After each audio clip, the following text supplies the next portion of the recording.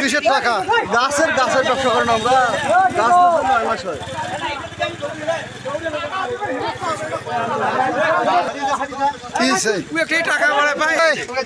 কি হয়েছে একটু শুনি, দাঁড়াও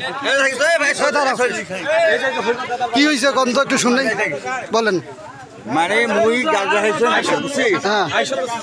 দাঁড়ান, গাছ লাগাইছো আমার ভাই মামলা মোকদ্দমা হয়েছে।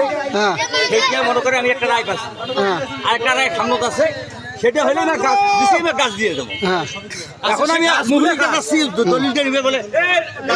আচ্ছা গাছ কার? গাছ আমার, টাকা নিয়েছেন আপনি? আমি টাকা নিছি, মনে চেষ্টা মনে করে আর ভাই মামলা মোকদ্দমা। টাকা দেন না কেন আপনি? ভাই সেইটা মনে করে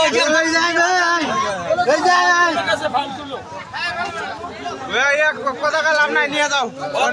টাকা লাভ আছে?